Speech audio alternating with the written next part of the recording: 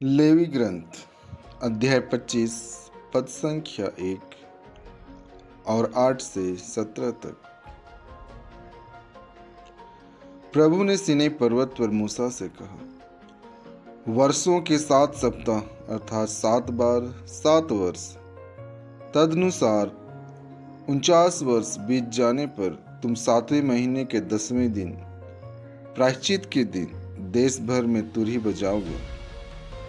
यह 50वां वर्ष तुम दोनों के लिए एक पुष्प वर्ष होगा और तुम देश में यह घोषित करोगे कि सभी निवासी अपने दासों को मुक्त कर दें। यह तुम्हारे लिए जयंती वर्ष होगा। प्रत्येक अपनी पैतृक संपत्ति फिर प्राप्त करेगा और प्रत्येक अपने कुटुंब में लौटेगा। 50वां वर्ष तुम्हारे लिए जयंती वर्ष होगा। इसमें तुम न तो बीज बोओगे, न पिछली फसल काटोगे और न अनछटी दाख लताओं के अंगूर तोड़ोगे, क्योंकि यह जयंती वर्ष है। तुम इसे पवित्र मानोगे और खेत में अपने आप उगी हुई उपज खाओगे।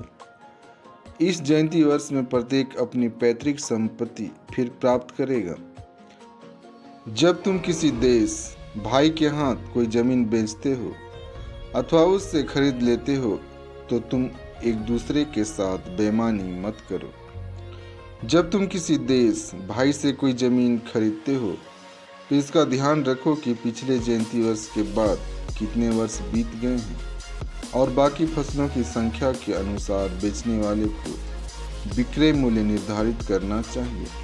जब अधिक वर्ष हो तो मूल्य अधिक होगा और यदि कम वर्ष बाकी हो तो मूल्य कम होगा, क्योंकि वह तुम्हें फसलों की एक निश्चित संख्या बेचता है।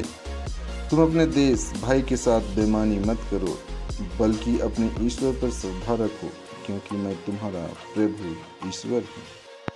आइए हम अगले पाठ की ओर जाएं। उस समय राजा हेरोद ने ईसा की चर्चा सुनी और अपने दरबारियों से कहा, यह यूहन्ना बपतिस्ता है। वह जी उठा है, इसलिए वह महान चमत्कार दिखा रहा है। हेरोद ने अपने भाई फिलिप की पत्नी हेरोदियस के कारण यूहन्ना को गिरफ्तार किया और बांधकर बंदीगृह में डाल दिया था, क्योंकि यूहन्ना ने उससे कहा था, उसे रखना आपके लिए उचित नहीं है। हेरोद यूहन्ना को मार डालना चाहता था, किंतु वह जनता से डरता था जो यूहन्ना को नबी मानती थी। हेरोद के जन्मदिन के अवसर पर हेरोदियस की बेटी ने अतिथियों के सामने नृत्य किया और हेरोद को मुग्ध कर दिया।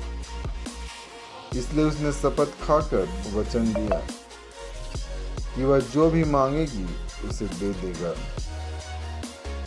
उसकी मां ने उसे पहले से सिखा दिया था, इसलिए वह बोली, मुझे इसी समय थाली में यूहन्ना बपतिस्ता का सिर दीजिए।